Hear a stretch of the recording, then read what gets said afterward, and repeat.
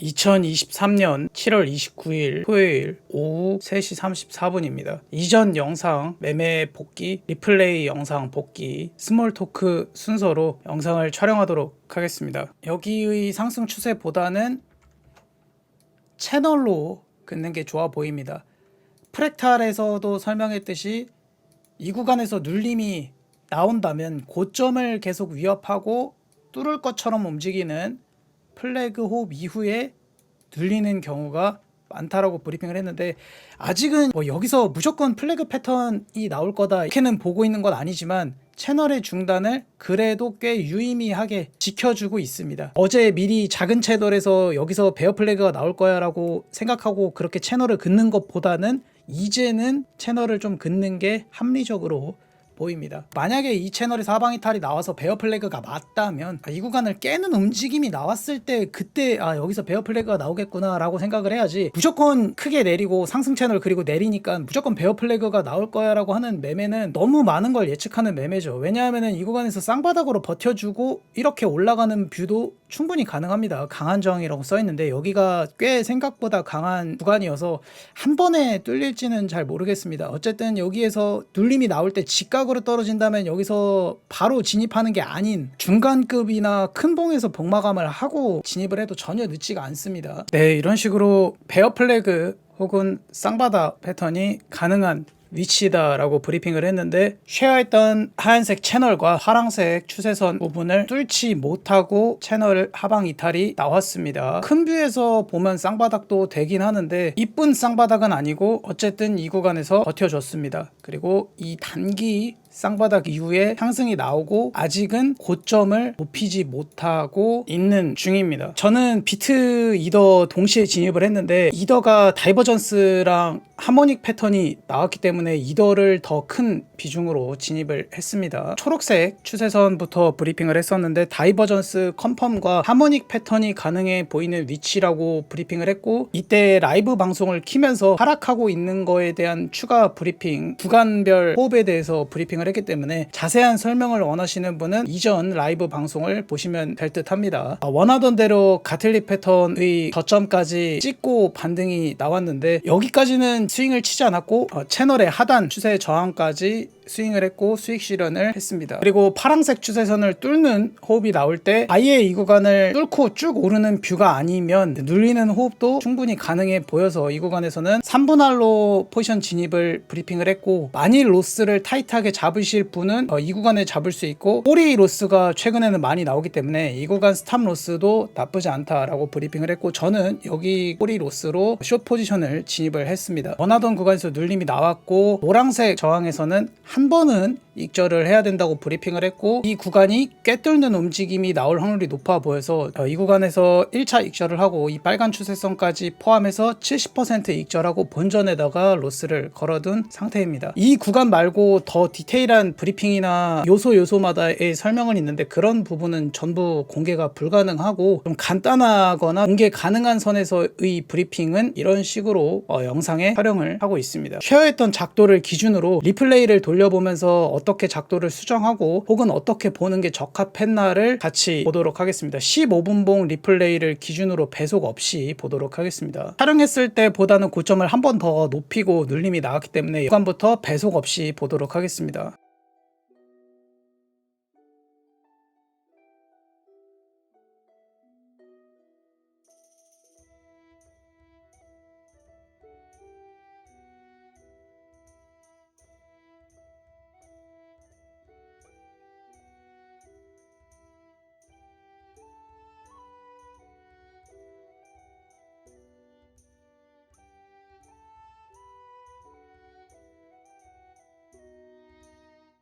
가장 중요했던 파란색 추세선은 뚫지 못하고 눌림이 나오는 중입니다. 이때는 저의 경우 비트 이더 동시에 포지션을 진입을 했는데 이더가 더 제 기준 쉽고 패턴이 깔끔하게 나와서 이더를 더 큰 비중으로 진입을 했습니다. 이 구간에서는 뚫고 올라갈 수 있었죠. 눌림이 나왔기 때문에 이제 이 추세에서 저항을 받는구나 라고 볼 수 있기 때문에 늦게 진입하더라도 확인 매매 하실 분들은 여기를 스탑로스로 잡고 이런 식으로 숏 포지션을 진입했었을 수도 있겠죠. 그 포지션이 체결이 되지 않더라도 이게 더 안전한 매매 방식입니다.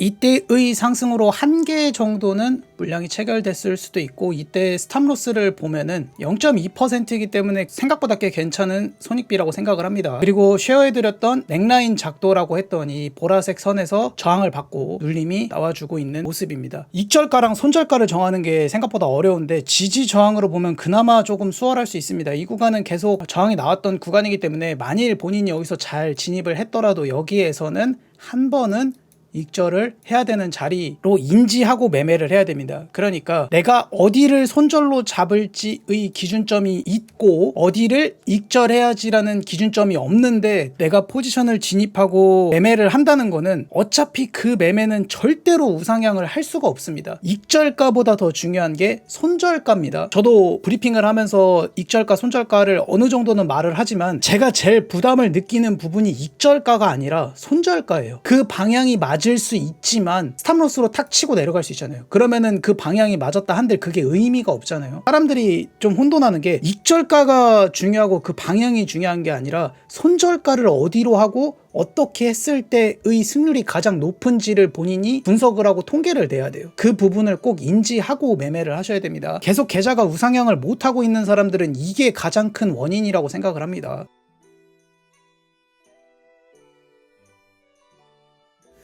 말한 대로 노란색에서는 한 번은 익절을 해야 되는 구간이죠. 저도 라이브 방송 때 그렇게 브리핑을 했습니다.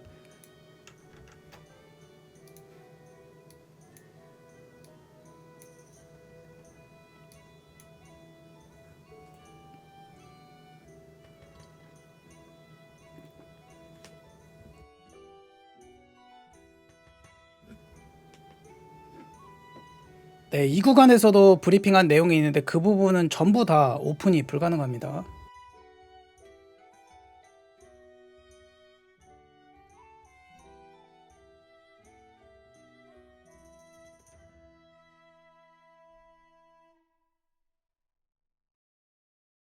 여기까지 상승이 나왔을 때 채널을 연장을 해야 될 수도 있겠다라는 생각을 할 수 있습니다. 왜냐하면 꽤 유의미한 반등이 나왔어요. 이 구간을 기준으로 0.8% 정도 반등이 나왔기 때문에 이제는 채널을 이렇게 그을까?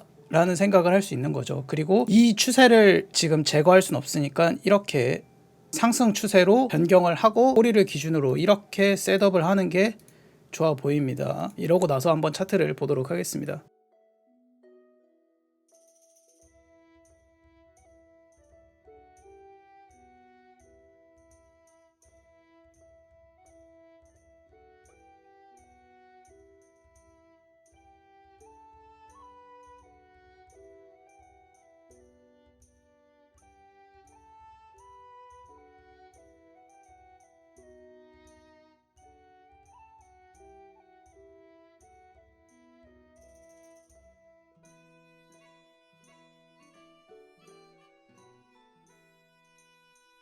저는 여기에서 한 번 더 저점을 주면 아주 큰 롱자리라고 생각을 해서 이 구간에서 좀 더 손익비 좋은 롱 셋업을 브리핑을 했는데 이 구간은 닿지 않고 움직임이 나왔습니다.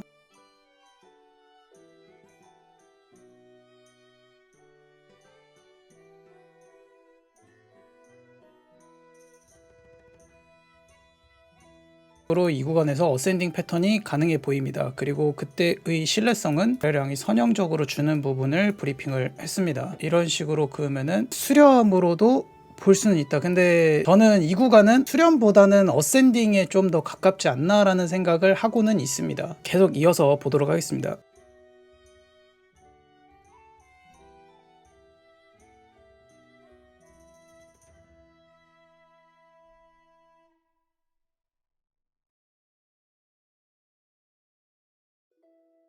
상방 돌파 이후에 눌림이 나왔는데 동일하게 파란색 추세는 뚫리지 않았지만 이번에는 뚫렸어요. 하지만 이 넥라인 추세선을 뚫지 못하고 눌림이 나오고 있는 모습입니다.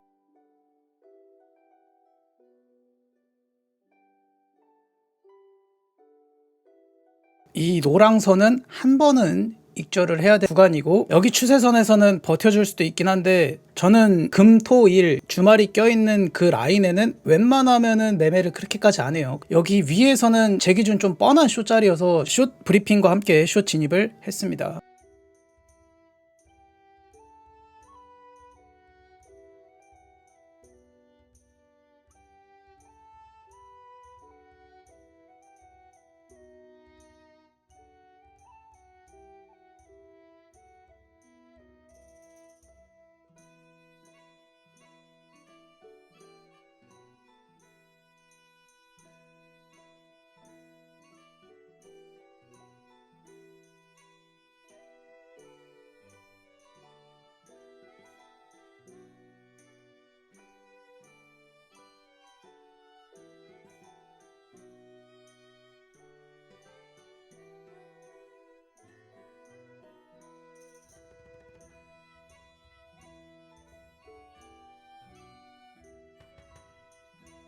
가장 중요한 추세는 우선은 이 넥라인이 뚫리느냐 뚫리지 않느냐, 혹은 이 파란색 추세가 뚫리느냐 뚫리지 않느냐이고, 계속 이전과 동일하게 브리핑을 하고 있는데 여기 큰 뷰에서의 채널로 그으셔도 되고 추세로 그으셔도 되는데, 이 추세선을 뚫기 전까지는 오름숏 전략이 유리해 보입니다.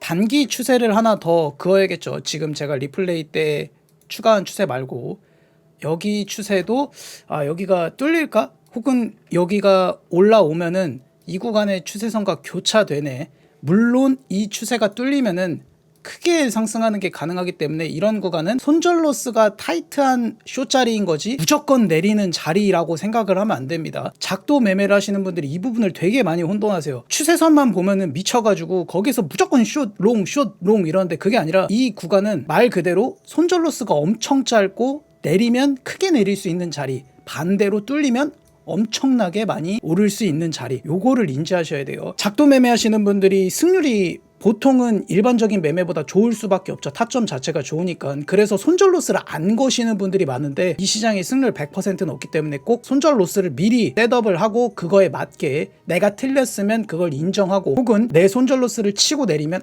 다음에는 내가 이 부분이 부족했구나, 이 부분을 보완해야겠구나의 방식을 추천드립니다. 금토일은 제 기준 주말 라인에 속하기 때문에 주말에는 익숙한 패턴이나 중요 추세선 자리를 기다리고 다시 평일부터 본격적으로 매매하는 게 좋습니다. 단 처음 작도한 이 채널에 하방 이탈이 나온다거나 혹은 이 추세선을 뚫고 중단 위로 올라가면 해당 방향으로 크게 갈 수 있으니 그 부분을 인지하고 차트를 보면 되겠죠. 계속 차트를 보는 것보다는 이렇게 되시면 여기 얼러트가 있어요. 얼러트를 클릭한 다음에 돌파로 하면 안 울리는 경우가 있습니다. 보다 작은 알림, 여기에 삐빅 있거든요. 이게 소리가 제일 큽니다. 이렇게 하나 걸고 위에도 한 이 정도쯤에 하나 걸면 계속 차트를 안 보더라도 이 구간에 오면 이 추세 뚫렸네, 다른 그림 짜야겠네, 혹은 이 채널 하방 이탈 나오네, 좀 늘리겠네, 이렇게 인지하는 게 좋아 보입니다. 여기서 무조건 베어 플래그가 나올 걸 예상할 순 없지만 어느 정도는 베어 플래그의 가능성이 높아 보여요. 보시면은 여기서부터로 쳤을 때 거래량이 선형적으로 줄어들고 있죠. 전에도 얘기했다시피 플래그 패턴이던 무슨 패턴은 마지막에 해당 방향으로 갈 때 거래량을 이렇게 빵 터져줘야 그 패턴이 나왔구나를 인지할 수 있습니다. 거래량은 이럴 때 보는 거라고 했습니다. 계속 그때의 최대값을 한번 먼저 이런 패턴의 비율을 볼 때 사용하는 게 추세 기반 피보나치인데,